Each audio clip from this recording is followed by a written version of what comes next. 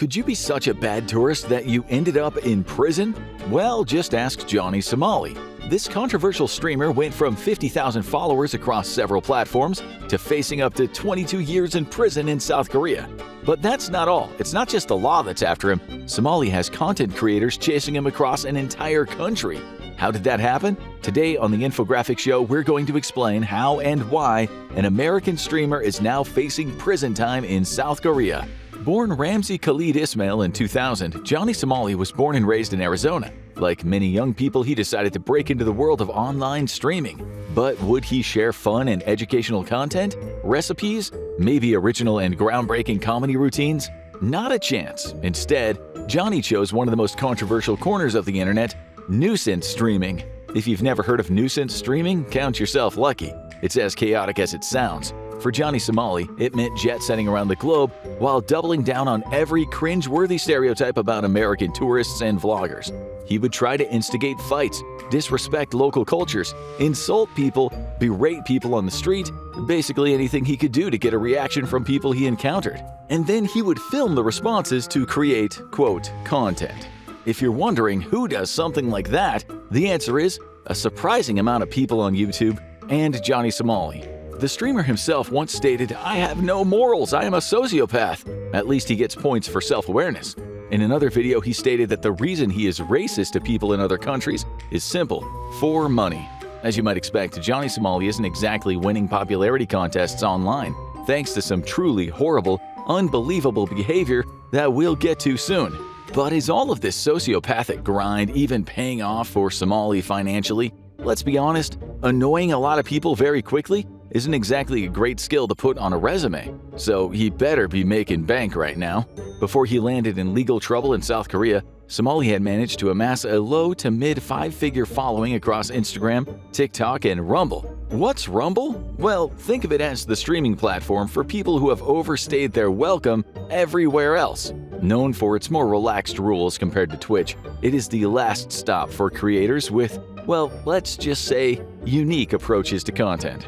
Twitch did ban Johnny along with streaming service Kick as of May 2024. In fact, Kick has been banning him off and on for years now, but this one seems pretty permanent. Kick banned Somali for making death threats during his streams and promoting violent behavior. A friendly reminder that death threats are usually not covered by freedom of speech. It seems sad to travel to other countries and aggravate people just to scrape together a following, and yet, as of October 2024, he's only sitting at 16,000 Instagram followers and 20,700 YouTube subscribers. Talk about a low return on investment. There are creators out there racking up way more followers without even leaving their kitchen, just baking cakes and making people smile. Others make in-depth animated videos about crazy historical events and shocking military facts. You know, things people actually enjoy watching. And he is now banned on YouTube as well, a platform that has happily hosted the Paul brothers for over a decade now. Which makes us wonder, how bad was Johnny Somali's content? His antics have earned him bans, fines, and plenty of disdain from multiple countries, but his behavior in South Korea has taken things to a whole new level. This time he's not just facing backlash, he is staring down the real possibility of prison time. See, Somali decided to visit Korea in the autumn of 2024.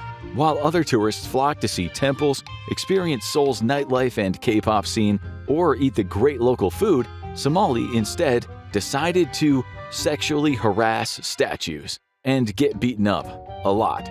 That's not what TripAdvisor normally recommends, but let's get to the why. The first of many things that annoyed the locals was when he twerked on the Statue of Peace in Seoul, otherwise known as the Comfort Woman statue. It was built in remembrance of the women forced into sexual slavery by the Japanese military when it occupied the country from 1910 to 1945. This is a deeply tragic chapter in Korea's history, one that continues to cast long shadows. For many residents, it's not just history, it is personal, with the pain directly affecting their families. So clearly, Somali thought the most appropriate thing to do with a statue honoring victims of wartime sexual assault would be to kiss it. As if that wasn't enough, he then gave the statue an overly long lap dance, in full view of many South Koreans walking by. Other accounts say he waved a drawing of the Japanese Imperial Rising Sun flag, all while doing this. You know, the flag of the power that forced these women into sex slavery way back when. It's different from the current Japanese flag, and many individuals and nations that suffered under the old Japanese regime view it as a painful symbol, arguing that it should be banned entirely. South Koreans viewed this behavior as disrespectful of their history and national tragedy, because that is absolutely what it was. Even YouTube had had enough of him and decided to ban him on October 28, 2024. Johnny Somali managed to put a video out through another platform and apologized for his actions. But most people who were familiar with his behavior were skeptical of his apology, and the streaming community in South Korea, they were mad. A popular South Korean streamer named Yoo Dal-gyun, who also happens to be an ex-Underwater Demolition Team or UDT soldier, found Somali and punched him. During a live stream by Somali, police officers arrested Yoo, likely because the whole thing was recorded on camera, so they had to. But a lot of South Koreans online felt that Somali got what he deserved. You may not think so yet, but wait until you hear everything Somali has done. Yoo, perhaps understandably, is not the only South Korean to have confronted Somali, and it's not hard to see why. Somali and one of his frequent streaming companions, Gino, had a habit of strolling through Seoul, sexually harassing women, and making racist remarks to locals, sometimes both at the same time. In one video, Gino called out a nearby woman that he was going to perform sex acts on her. Now, to be fair, South Korea isn't the only country that thinks Somali has a punchable face. Before the trip, the streamer spent a lot of time in Japan getting hit as well. And though we don't condone violence here at the Infographic Show, honestly, it's easy to see why. For one thing, he walked around Tokyo Disneyland shouting Fukushima, atomic bomb, Shinzo Abe, referring respectively to a horrific nuclear disaster, a deadly bombing that killed over 214,000 of their countrymen, and the assassination of their prime minister. To top it all off, he shocked a passerby at the amusement park by blasting music about the atomic bombings of Japan, a Spotify genre that the world absolutely does not need. That's a day out the kids will remember for all the wrong reasons. Somali figured he'd top it all off by boarding a train and yelling, "We're gonna drop another atomic bomb," at fellow passengers. Because joking about a nuclear apocalypse just wasn't funny enough, Somali also broke into some construction sites and got in a truck that belonged to a private delivery firm to pull some kind of stunt. This eventually got him arrested for trespassing. Much to the relief and glee of Japanese people everywhere, he was fined 200,000 yen, or approximately $1,300, for trespassing and disrupting business. We wonder if his hilarious videos threatening people with nuclear disaster made more money than he spent on the travels and fines after all. Anyway, it's good to know that despite Japan and South Korea's history with each other, both countries can agree that Johnny Somali is the worst and should be arrested whenever possible. The legal trouble in Japan really made Somali stop and think about the consequences of his actions. Actually, no, that's not what happened at all. After he paid his fine, he went back home and he laughed about how he lied to the judge and the prosecutor in Japan while in court. Apparently, his biggest lie was telling the judicial system that he doesn't make money from his videos. It's not just Asia that has an issue with Somali, though. He got detained in Israel after repeatedly making derogatory comments to a female officer at a protest. To the surprise of no one over the age of 3, this didn't go over well. In fact, after another one of his trolling escapades in Israel, Somali was jumped and mugged in the street. Somali had made the bold and baffling choice to troll and pick his fights in not one but 2 countries with mandatory military service. That means he's been antagonizing people who know how to defend themselves, yet somehow he's managed to escape the chaos relatively unscathed. But this time in South Korea, he has crossed the line so badly that he may not have any way out.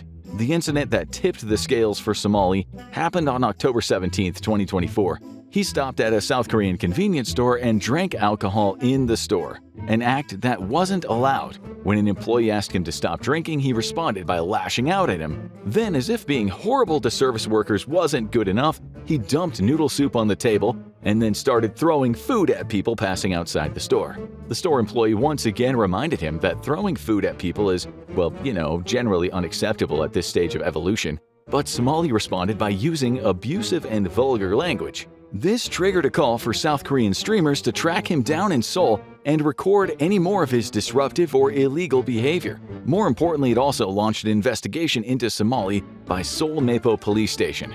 However, the police ended up getting a hold of him in a very strange way.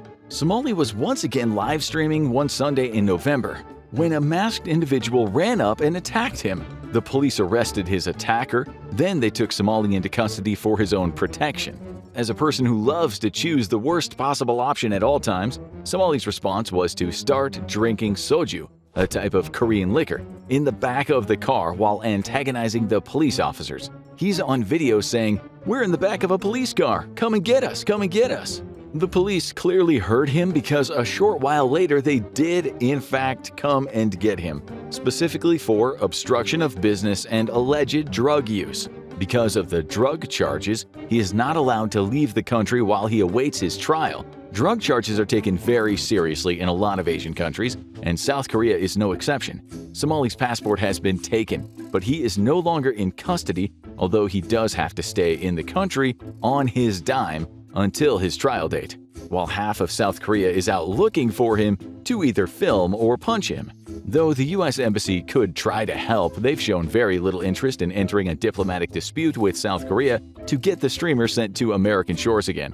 As far as they're concerned, Seoul can keep him. The embassy will make sure he has legal representation, but they'd rather not really get involved besides that. In South Korea, political pressure has been mounting to take action against Somali, who spent over a month broadcasting his disrespect, verbal abuse, and outright mistreatment of locals to a global audience. This frustration isn't new. Residents in both Japan and South Korea have grown increasingly fed up with tourists who visit only to disregard their customs and show blatant disrespect to the local people.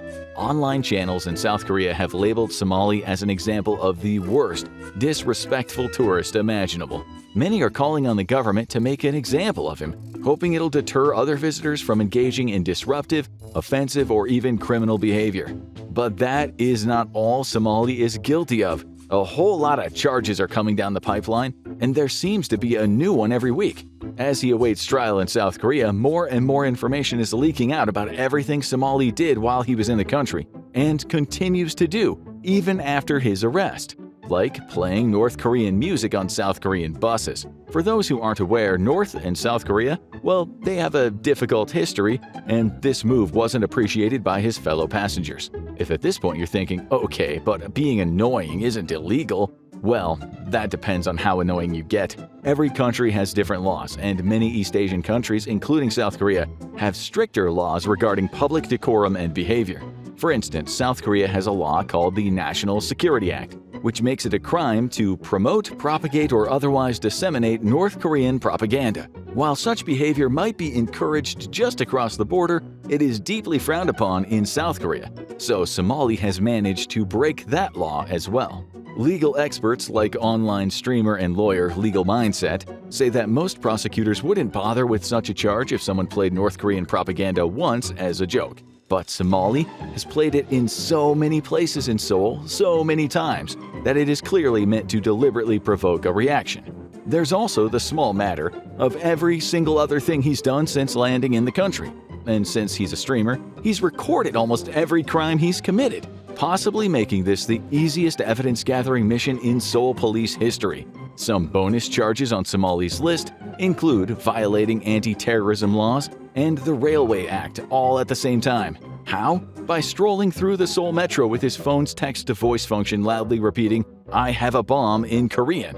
Unsurprisingly, this terrified passengers. On the bright side, at least he made an effort to speak their language.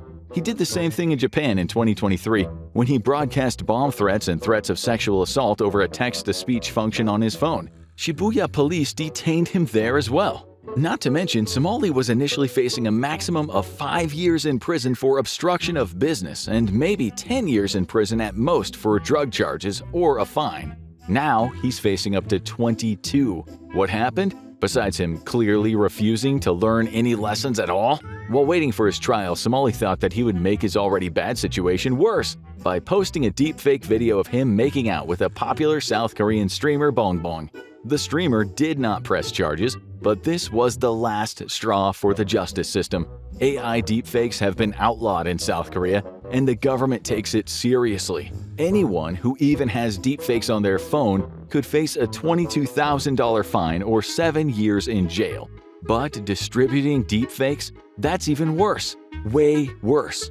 Legal experts in Korea clarified that if the government wanted to seriously investigate Somali for the deepfake issue, they would take his phone, And on December 17, 2024, it was reported that South Korean police took Somali's phone, a move that apparently made the YouTuber very fearful for his future there. Generally, when you're in a foreign country and have messed up so much that the government takes your passport and your phone, you should be at least a little scared.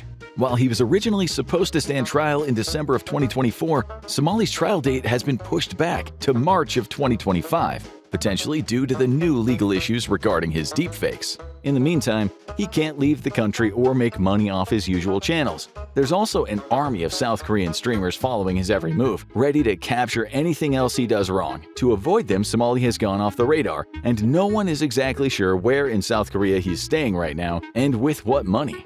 Because due to the amount of time he's been in South Korea, some lawyers say that he would need a work visa to continue streaming, something that the government probably isn't in the mood to give him. Plus, continuing to stream his unique brand of content while waiting to be tried does not sound like the best idea. Then again, Somali has been known to make ridiculously bad decisions before. Worst of all, for Somali that is, not humanity at large, since the authorities now have his phone, they can find all incriminating videos Somali has deleted from his online presence. These include a video of him approaching streamers Moxie and Xena in Seoul and threatening them with sexual assault, a favorite hobby of his apparently.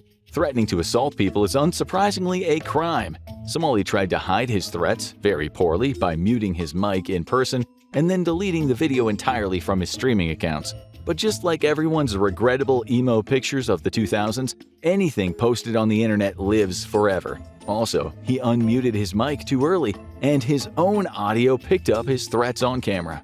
Recording video and audio of every single offense that could land you in jail usually leaves you with very little room to defend yourself. So, the future is not looking great for self-described internet troll Johnny Somali. The severity of his actions and his repeated efforts to disrespect South Korea and its people, even after warnings, arrests, and a few punches, means that jail time seems like a very real possibility. There's no way to know how his trial will turn out, but public sentiment in South Korea has turned against disrespectful tourists. And American public sentiment was never really on Johnny Somali's side to begin with. People are getting tired of not only horrible tourists, but also the whole nuisance streaming genre in general. If he doesn't get jail time, there's a good chance he'll be banned from traveling back to South Korea for a while, if not permanently. Indonesia tried to ban Somali before he even visited, just based on his online reputation. They were unsuccessful, but Japan did manage to ban him after his run-ins with the police there. South Korea has every right to do the same thing. No matter what happens, it's a big wake-up call for huge sections of YouTube to realize that a lot of what prank or nuisance streamers do on a daily basis may actually be a crime in some countries. A lot of commenters are hoping that Somali will finally face some consequences for his actions and realize that the things he does for online content can have a very bad effect on people's real lives. What do you think of Johnny Somali's situation? Does he deserve jail time for everything he's done, or should he be let off the hook? Let us know in the comments below, and in the meantime, check out dumb YouTube videos that got people fired, or click on this video instead.